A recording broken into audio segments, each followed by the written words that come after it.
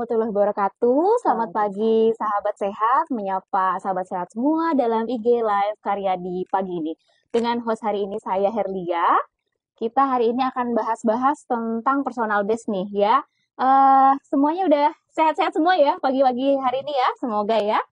Sudah hadir bersama kita hari ini Dr. Aditya Paramita, spesialis kedokteran fisik, rehabilitasi, ahli ilmu faal olahraga klinis. Pagi Yang semuanya. merupakan dokter spesialis di Rumah Sakit Karyadi. Dipanggilnya apa nih dok? Dokter Tita. Oke, dokter Tita. Selamat pagi. Bagaimana nih kabarnya hari ini dokter? Alhamdulillah baik. Oke, alhamdulillah ya dokternya juga baik ya.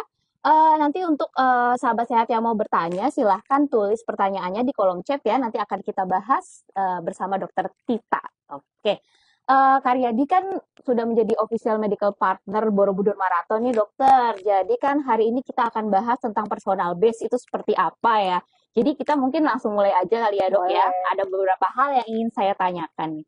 Jadi sebenarnya dokter personal base itu apa sih dok? Saya juga kan sering lari lah ya. Nah kalau saya ngejar PB juga istilahnya katanya PB, tapi PB-nya foto banyak. Nah kalau personal base itu apa dok Jadi sebenarnya? kalau personal best berarti catatan waktu yang terbaik nih buat si pelari tersebut. Misalnya nih contoh dalam jarak tertentu ya 5 kilo misalnya personal best-nya saat ini 30 menit. Terus nanti dia latihan lagi. Terus 1 bulan lagi bisa jadi 25 menit. Nah, kira-kira itu personal best. Catatan waktu terbaik pada pelari. Catatan waktu terbaik pada pelari ya. Oke, nah kalau misalnya juga nih manfaat yang diperoleh kalau misalnya seseorang berolahraga rutin itu menetapkan personal base-nya itu apa sih manfaatnya? Oke, jadi biasanya personal best ini jadi salah satu motivasi para runner ya. Iya. Jadi ada tadi PB foto banyak dan Iya. ini PB personal best. Nah, ini biasanya jadi salah satu motivasi para runner untuk latihan, untuk lari, untuk mencari catatan waktu terbaiknya. Tapi saya mau pesen nih sebenarnya yang paling penting adalah personal best itu ternyata adalah bonus, Mbak. Jadi kalau kita beli majalah dapat bonus. Nah, personal best itu bonusnya. Yang paling penting dan yang paling utama adalah sehatnya dulu. Gitu. Sehatnya dulu ya sahabat sehat. Betul. Jadi jangan ngejar personal base-nya aja tapi kita malah cedera dan lain-lain Iya, gitu ya dokter betul. ya. Oke. Nah, kalau misalnya ya runner itu kan dapat mengenali tanda-tanda tubuh mereka kalau udah terlalu dipaksakan itu gimana caranya itu dok? Oke, biasanya nih kalau misalnya udah dipaksakan, biasanya adalah pengap, cengap-cengap gitu ya. Jadi kalau mau nafas tuh enggak lega, enggak umum. Terus biasanya denyut nadinya berdebar-debar yang tambah berdebar-debar. Jadi kalau kita menilai itu juga ada 3 hal. Yang pertama adalah kaki lelah, terus usahanya yang effortnya nih di atas biasanya tapi yang berat sekali, sama nafasnya terasa sesak gitu. Nah, tapi yang paling simpel yang bisa dikerjain para runner adalah kalau ngomong-ngomong aja nih satu kata susah gitu. Gitu. Jadi mau bicara aja tuh sulit gitu. Biasanya itu udah terlalu berat. Kadang kalau lari juga perutnya sakit itu bukan penanda kalau itu terlalu dipaksakan ya dokter ya? Mungkin bisa jadi kalau misalnya ototnya ada kram sih bisa. Itu salah satu. Oh, salah satunya juga ya. Oke. Nah, kalau menurut dokter, yang lebih penting itu apa mengejar personal best atau menikmati proses larinya sih dok buat Ya, para runner? menurut saya sih yang paling penting adalah menikmati proses lari dan sehatnya. Dan personal best dapat bonusnya. Karena apa? Karena kalau kita udah mengejar sehatnya, insya Allah tuh personal best akan mengikuti sih. Oke, iya. Oh iya, ternyata sudah ada sahabat sehat yang bertanya di kolom chat hari ini. Ada dari akun @ad_borbor ya. Dok, apakah wajib sebelum lari kita cek kesehatan dulu dokter? Nah, bagaimana tuh dokter Tita? Silahkan. Wajib dong. Jadi sebenarnya memang kita saranin banget nih sebelum lari buat kita ngecek kesehatan. Jadi ada namanya checklist untuk aktivitas fisik. Biasanya kita ngecek dulu nih, kita penuhin checklistnya. Untuk kita screening, namanya pre-participation screening. Kenapa? Karena kan kita lari tujuannya pasti mau sehat dong ya. Iya dong, Pasti mau happy. Nah, jadi kita cek dulu kesehatan. Kita cek dengan pre-participation screening, kemudian ada pemeriksaan-pemeriksaan lainnya yang bisa kita lakukan juga. Di Karyadi juga ada namanya pemeriksaan CPET, Cardiopulmonary Exercise Testing, untuk mengetahui kondisi teman-teman runner nih sebelum berlari. Oh iya, ternyata Karyadi sudah ada ya Udah ada, buat ini ya. iya. Jadi oke, kalau misalnya pelari cedera di Karyadi ada pengobatan dan rehabilitasi tertentu juga nggak tuh dokter? Ada. Jadi di Karyadi juga alhamdulillah udah ada alat-alat yang cukup lengkap untuk kalau misalnya teman-teman runner ini cedera. Kalau misalnya biasanya nih ya, kalau misalnya akut pas baru cedera kemarin atau cedera tadi, kita raba nih, oh ternyata hangat perabaannya, ternyata bengkak, kita bisa kasih terapi dingin, krioterapi. Nah, alhamdulillah di Karyadi udah ada tuh Mbak, dan beberapa pasien memang cocok banget nih setelah dikasih itu, oke. Nah, kalau nyeri kita juga bisa kasih modalitas seperti namanya TENS. Jadi modalitas listrik seperti di sistem gitu. Oke. Apakah ada pertanyaan nih? Oh, sudah ada lagi nih dokter pertanyaan dari sahabat Mm-mm. sehat yang mengikuti acara IG Live hari ini dari @ana389. Setiap saya lari, bagian betis saya kaku dok, minta solusinya dong dokter Tita, Oke, silahkan. siap. Nah, betis kaku ini kita bisa sebut biasanya namanya kram di otot betis. Sering terjadi kalau misalnya larinya sangat ngebut nih Mbak. Jadi lagi lari diusahain ngebut banget gitu. Biasanya terjadi kram. Kenapa sih bisa seperti itu? Biasanya gerakan yang mendadak atau jadi tiba-tiba kecepatannya tuh dipaksakan dengan sangat-sangat ngebut begitu ya. Nah, bagaimana sih cara mencegah ini? Cara mencegahnya dengan melakukan pemanasan sebelum lari dan melakukan lari tersebut secara bertahap gitu ya. Jadi akselerasinya nggak terlalu cepat gitu. Tapi pasti Oke. bisa cepat kalau misalnya kita melakukan latihan secara Rutin bertahap. ya. Kalau misalnya udah kaku, biasanya diapain? Yang pertama stop dulu larinya, kita bisa bantu dengan stretching dan kita bisa juga bantu dengan jadi Dikasih ada spray gitu boleh spray, ya dokter? boleh. Ada namanya magnesium spray, itu salah satu opsi. Gitu. Oh, kalau misalnya lari sendiri berarti bawa perlengkapan kayak magnesium spray itu boleh dok? Boleh, atau kalau lari sendiri nanti cari tempat berteduh dulu gitu Oh ya. iya, iya. Oke, ada pertanyaan lagi nih dari sahabat sehat yang menonton IG Live hari ini. Ayah Beni, dok mau tanya, apakah lari bisa mengurangi atau mengobati OA dini dokter? Oh, osteoartritis maksudnya ya Oke, dokter ya. jadi ini ceritanya udah osteoartritis ya. Jadi memang kita perlu bedakan ya apakah sudah osteoartritis atau belum osteoartritis. Kalau misalnya sudah osteoartritis, kebanyakan kita tidak terlalu menyarankan lari karena akan menambah beban di lutut. Namun kalau misalnya belum, kondisinya baik, nggak apa-apa boleh lari gitu ya. Karena akan membantu memperkuat otot-otot paha. Tapi kalau sudah terkena osteoartritis, kita lihat dulu ya kondisi osteoartritisnya. Kalau misalnya lagi akut, lagi nyeri, biasanya kita minta untuk melakukan olahraga yang non-weight bearing alias tidak membebani di lutut dulu. Ada juga loh di Karyadi. Oh iya, ada juga ya dokter. Ada. Apa aja tuh dokter? Ada sepeda dan juga ada hidroterapi, pool terapi. Udah banyak sih yang latihan dengan hidroterapi dan alhamdulillah Renang gitu berarti dok? renang. Alhamdulillah hasilnya bagus-bagus. Memang sangat rekomendasi sih. Oh, jadi buat OA tuh ada pilihannya ya Iya. tadi ya untuk Ayah Beni. Kita lihat lagi. Oh iya, dari sahabat sehat dari @hukli_. Dokter, kalau lari pakai tisu magic, apakah bisa buat mengatasi cedera ya? Wah, Ya, gimana dokter. nih audiens? Saya tuh kurang paham tisu magic itu seperti apa ya isinya ya. Iya, kandungannya itu apa ya dokter ya sebenarnya? Iya, kalau misalnya mengurangi cedera sih, kalau menurut saya yang penting adalah latihan pemanasan dan pendinginan. Latihan yang basicnya bagus itu pasti akan mengurangi resiko cedera gitu. Gitu. Kalau pakai tisu magic belum pernah coba, Mbak. Kalau saya pernah dengar pendaki pakai tisu magic itu taruhnya di sini Oh dong, buat gitu. nggak biar kayak rasanya baal. Jadi bawa carrier yang berat-berat saat mendaki itu katanya jadi ringan seperti itu. Nggak Iya. tahu kalau buat cedera ya dok, tidak, ya mungkin tidak disarankan, lebih baik stretching ya Kalau ini dokter. saya belum tahu, tapi pertanyaannya bagus banget nih. Nanti Iya, kita cari-cari lagi ya iya, infonya. iya, oke. Nah, lanjut lagi mungkin dari saya dulu ya dokter. Boleh. Jadi langkah-langkah yang dilakukan oleh runner itu untuk meningkatkan performa secara bertahap dan aman tuh jadi seperti apa tadi dokter? Jadi sebenarnya kalau untuk running, sebenarnya untuk olahraga apapun kita tuh punya basic latihan yang harus kita kerjain dulu nih. Latihan aerobik, latihan fleksibilitas, dan latihan penguatan. Yang suka kita lupakan adalah latihan penguatan. Strengthening itu ya dokter ya? Strengthening. Kan kita pikirnya, oh ini mau lari ya, buat apa aku latihan angkat beban? Ternyata latihan angkat beban alias latihan penguatan itu penting juga loh buat teman-teman yang lari. Jadi latihannya nggak hanya lari aja Aja. nih ceritanya. Iya, iya, iya. Oke, terima kasih. Ada pertanyaan dari sahabat sehat, Diana Karisa Sari ya. Dok, saya ada riwayat HNP dan pengen ikut lari. Apakah bisa ya dokter? Silahkan dokter Tita, HNP. Oke, kalau HNP jadi kita per pasien ya. Kalau kita nggak bisa langsung bilang, oh ini HNP boleh lari, HNP nggak boleh lari. Kita lihat dulu Dikaji dulu kondisinya, berarti ya dikaji dokter ya. dulu kondisinya bagaimana. Kalau memang dengan jalan aja nyeri, ya apalagi lari ya. Iya, Karena dipaksa. kan kita bisa lihat ya, kalau lari itu kan akan ada penekanan seperti ini. Nah, itu akan menekan sarafnya juga. Jadi kita lihat lagi dulu. Boleh periksa ke sini untuk kita lihat Iya, terlebih dahulu. diperiksa dulu, dikaji dulu HNP-nya tipe yang seperti apa gitu ya. Siap. Oke, iya. Nah, kemudian kalau misalnya program pemulihan atau recovery untuk dalam program pelatihan mencapai personal best tuh gimana aja tuh dokter Tita? Nah, ini sangat penting. Yang kadang juga tadi kita lupa ya, kadang kalau misalnya orang mau cari personal best itu hanya latihan aja nih, latihan-latihan terus. Tapi ternyata recovery itu sama pentingnya dengan latihan.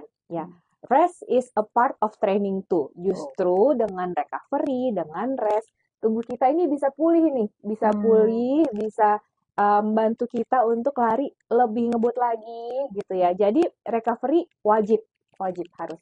Oh iya. Jadi rest is apa tadi dokter? Rest is a part of training too. Jadi Oh, jangan lupakan rest, jangan lupakan recovery. Oke, jangan lupakan rest, jangan lupakan recovery ya. Oke.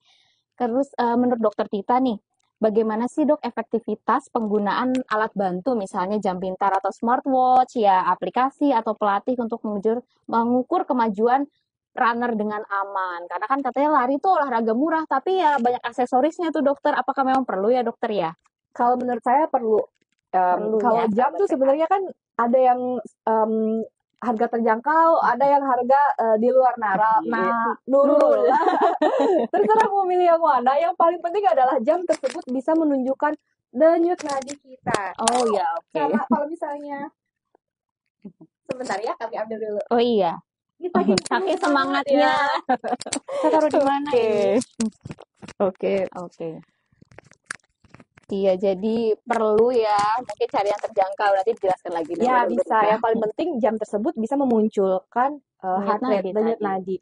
Dan kalau misalnya buat runner-runner kan pengennya lihat PB juga ya, jadi ada pace-nya gitu. Tapi penting sekali jam, karena kita harus tahu nih denyut nadinya masih dalam batas aman atau enggak gitu ya. Batas amannya tuh gimana itu ya dokter? Setiap orang ada perhitungannya juga. Oh, kedengeran nggak ya?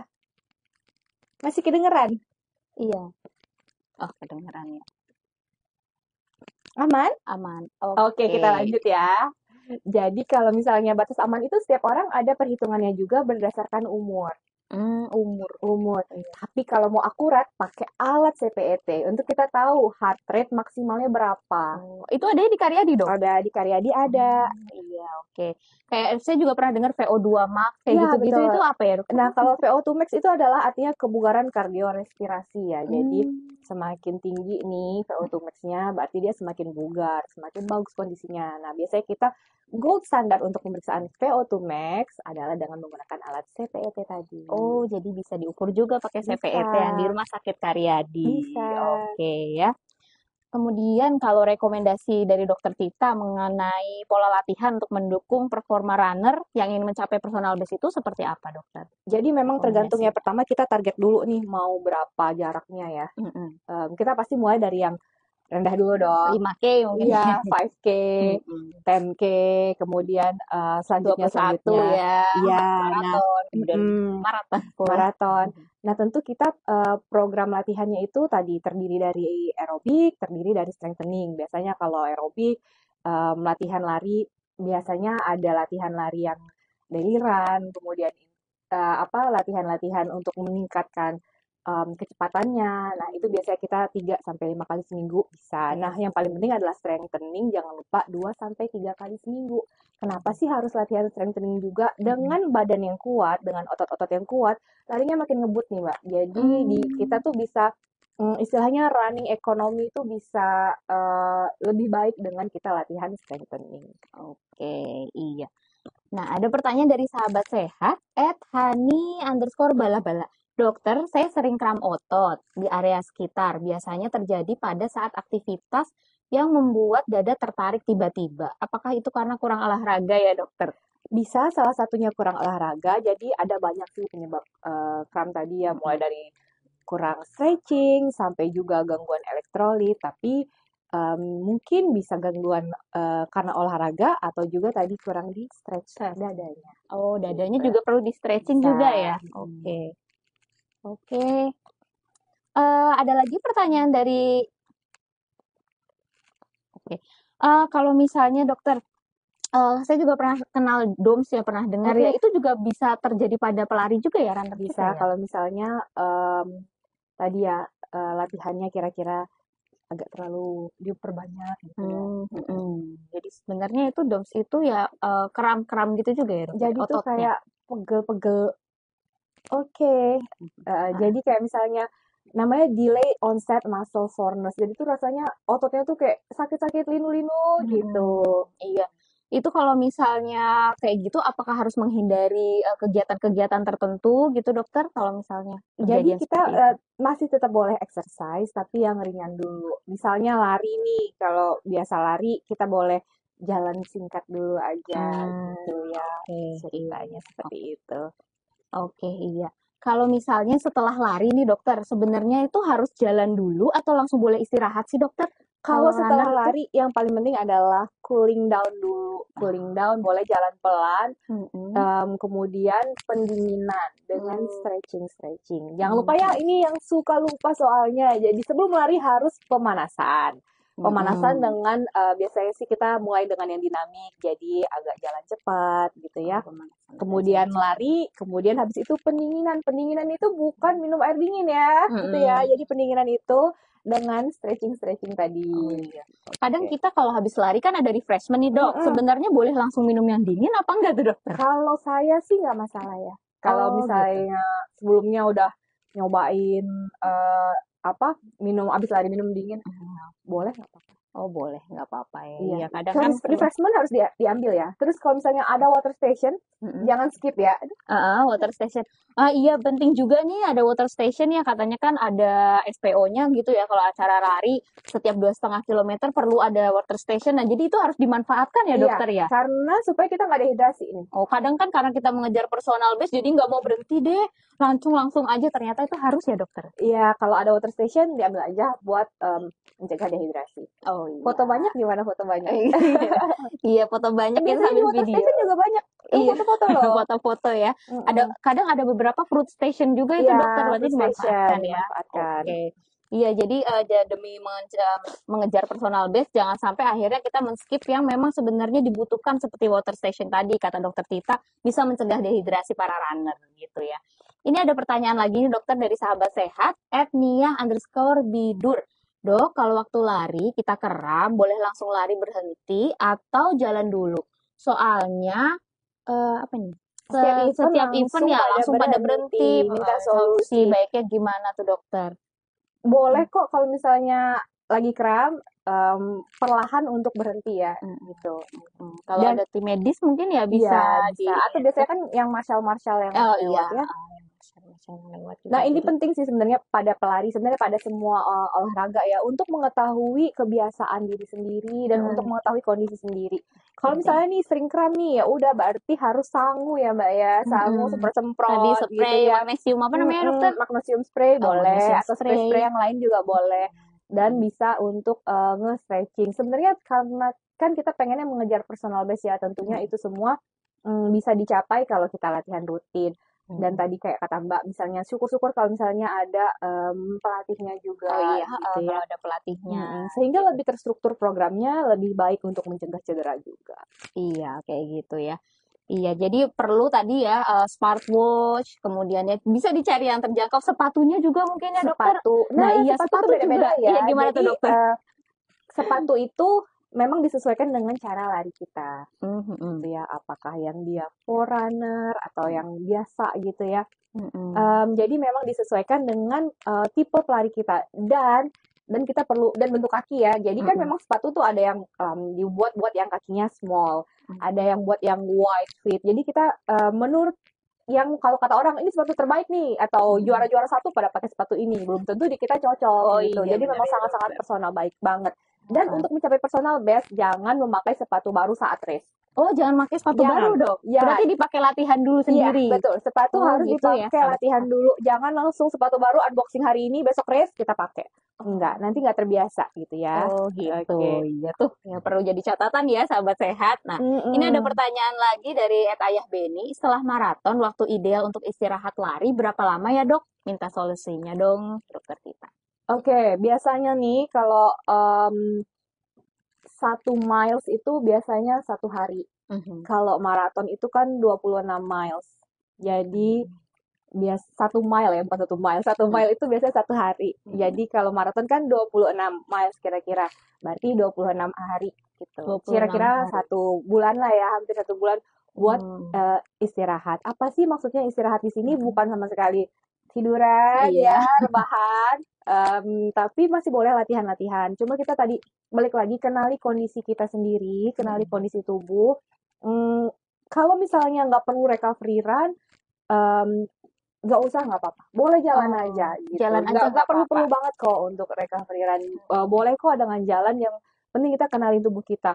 Dan yang penting juga ini perlu dilengkapi dengan selain rest, nutrisi juga, Oh, nutrisi nutrisi yang ya, sahabat sehat. seimbang, nutrisi yang khusus yang ada kuat. Di tempat kita juga ada ya ahli nutrisi dan Oh dokter iya, spesialis gizi kliniknya iya yang dan bisa memenuhi. Kira-kira teman-teman mau tahu nih nutrisi apa yang diperlukan, come here. iya bisa konsul gizi Bisa klinik, konsul soalnya gizi konsul klinik, spesialis dokter KFR spesialis gizi juga. klinik.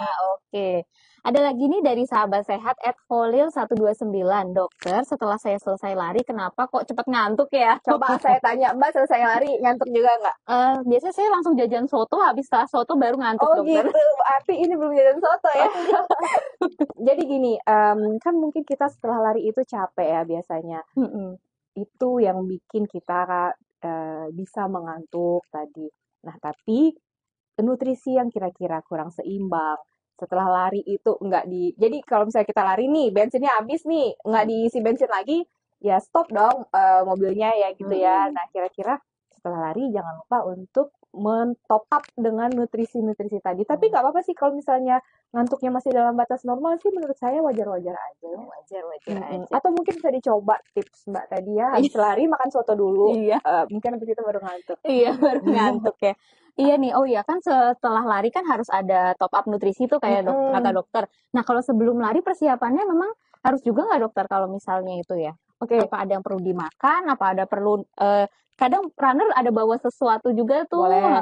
Jadi kalau sebelum lari kan, jadi sebenarnya nggak ada pantangannya ya. Maksudnya runner tuh boleh kok mau makan karbohidrat, protein, lemak boleh. Terus kan katanya mau clean eating. Biasanya kita clean eating, makan sehat tuh kira-kira 70-80%. Sisanya kita makan nikmat gitu ya. Pada makan sehat, makan nikmat istilah betul. baru. Tapi perlu juga kita perhatikan bahwa saat carbo loading tentunya kita memilih kualitas karbo yang berkualitas dong Mbak, gitu ya, untuk tubuh kita nih. Supaya kalau mobilnya Ferrari berarti diisinya bukan dengan Pertamax gitu ya. Jadi kita pilih yang berkualitas juga gitu ceritanya. Terus tadi ada apa ya pertanyaan selanjutnya ya? Oh, setelah ini dikantongin ya? Iya, Oh, ya, ada kan yang suka dikantongin nanti gara-gara mau ngejar itu makan sambil lari, sebenarnya boleh nggak tuh dok? Itu kalau misalnya yang dikantongin biasanya kan kayak ada gel, isotonik. Iya. Itu tergantung lagi, balik lagi ke personalnya cocok yang mana gitu ya. Jangan, tapi kalau sambil lari jangan ini es teh ya, nanti keselak. Oke. Saya everyday. Oke, ada lagi nih dari @evani_irian. Kak atau dokter ya, saya everyday lari di TLJ. Apakah bagus buat tubuh saya? Bagus. Luar biasa ya everyday. Jadi memang latihan yang direkomendasikan itu oleh WHO adalah untuk aerobik ya 3-5 kali seminggu dengan intensitas dengan waktu durasi 30 menit seharinya. Kalau misalnya 5 kali seminggu berarti 30 menit. Jadi totalnya 150 menit. Jadi frekuensi yang dianjurkan adalah 3-5 kali seminggu. Dengan durasi 30 menit tadi, targetnya 150 menit untuk aktivitas intensitas sedang. Apa sih aktivitas intensitas sedang itu? Jadi kalau lari masih bisa ngobrol. Isiran kali ya dibilang. Kita bisa ngetes dengan talk test ya, dengan talk test tadi. Jadi kalau misalnya lari masih bisa ngobrol, oh ya itu intensitasnya intensitas Moderat Oh, tadi. moderat Jadi kalau maksudnya. tadi kan ditanya, saya lari di TLJ tiap hari, Every nih day. everyday. Tergantung larinya sampai pengap, sampai nggak bisa ngomong, atau masih bisa ngomong gitu ya. Kalau masih bisa ngobrol, memang itu yang dianjurkan. 5 kali seminggu, 30 menit dengan intensitas masih bisa ngobrol. Oh iya. Tapi kalau misalnya musim hujan kayak gini, everyday hujan-hujanan lari juga nggak dianjurkan kali ya Enggak, dokter ya? tapi seru ya lari Oh, hujan-hujanan. Cuma hati-hati rawan kepleset. oh iya. Iya. Nanti kalau kepleset cedera bisa dibawa ke Karyadi ya dokter Iya, ya. oke, oke, Ada. oke. Tapi kalau bisa jangan ya. Ya jangan sampai cedera sih ya, gitu. Oke. Dari @ivan_bastian, kakak dokter, latihan beban baiknya berapa kali seminggu? Oh ya, terima kasih. Dipanggil kakak loh Kakak. kita. Latihan Iya. beban sebaiknya berapa kali seminggu? 2 sampai 3 kali seminggu dengan semua otot sih sebenarnya targetnya. Jadi frekuensinya 2 sampai 3 kali seminggu, kemudian dengan target otot-ototnya terutama caranya adalah 8 sampai 12 kali. Kalau saya sih biasanya ngambil jalan tengahnya. 10 kali terus 3 rep at 10 set. 3 set at 10 repetisi, kebalik. 3 set 10 repetisi. Jadi totalnya 30 kali angkat. Oke. 10 kali istirahat. Ah. 10 kali istirahat, 10 kali selesai Oh gitu. iya, sudah terjawab ya tadi pertanyaan-pertanyaan dari semua sahabat sehat yang bertanya dan dari saya juga sudah ya yang saya tanyakan. Jadi baik sahabat sehat bisa kita simpulkan beberapa hal. Jadi kalau personal best itu apa? Catatan terbaik para pelari ya dokter ya. Kita tidak boleh memaksakan untuk meraih personal best tapi ternyata tubuh kita sudah tidak mampu seperti itu. Tadi ada tanda-tandanya, kakinya udah lelah, kemudian napasnya udah ngap, seperti itu ya dokter.